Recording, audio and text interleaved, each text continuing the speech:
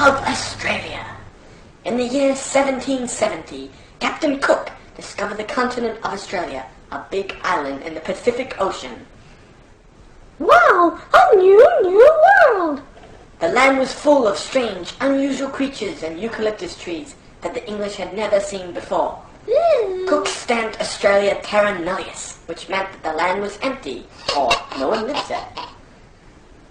The English in those days had the richest and most powerful empire in the world. The rich English pretty much owned everything, which left the poor people owning nothing. The prisons were jam-packed full because poor people would rather be thieves than die of starvation. These prisoners were called convicts, and now there was a perfect way to deal with them. So on the 13th of May, 1787, the English crammed 759 convicts onto 11 ships to set sail for the uninhabited land of Australia. For months the convicts breathed the foul air of their quarters and felt the great swell of the sea. The first English came ashore in Australia on the 26th of January, 1788, and they soon found the uninhabited land that Cook had found had a strange people uninhabiting it. Hey brother, thanks for discovering us.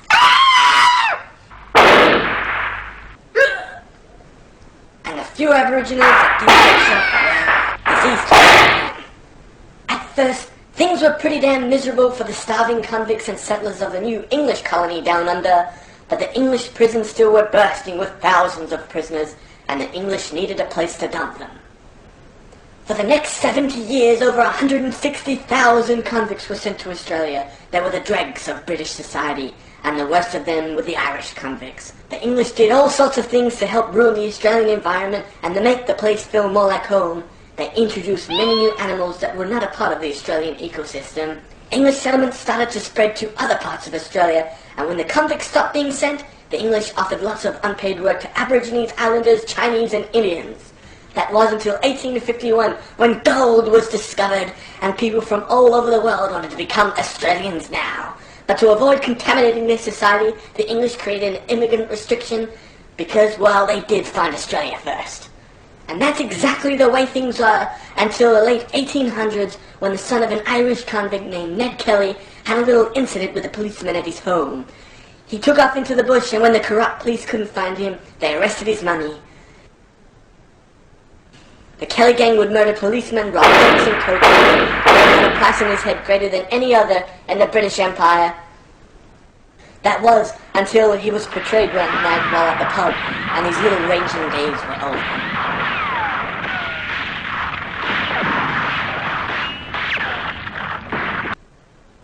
Towards the end of the 19th century, there were painters and writers in Australia who began to see things differently. They thought the Bushmen was unique.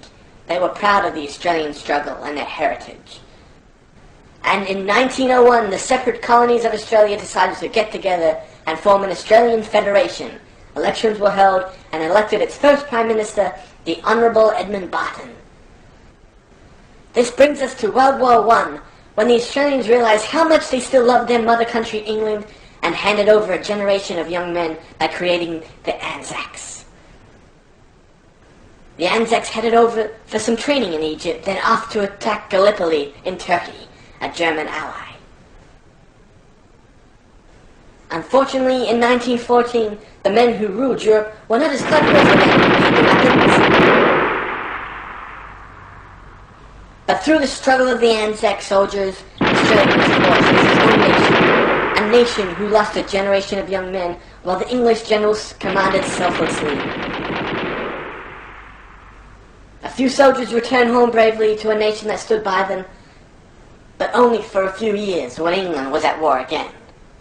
During the Second World War, Australian soldiers from Bay 1 fought in Europe, Greece, Crete, Libya, Syria, Lebanon, and across the Mediterranean.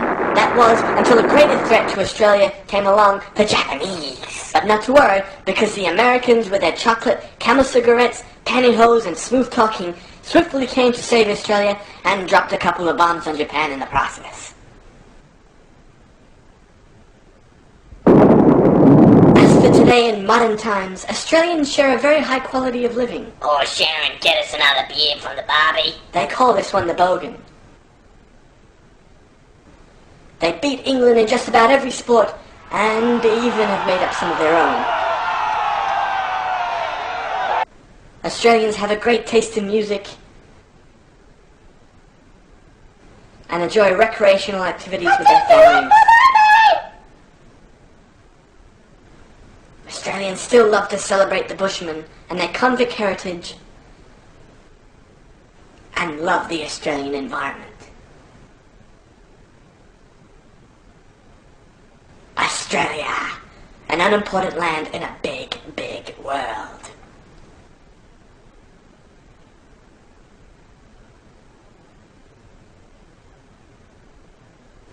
Hey, brother, thanks for discovering us.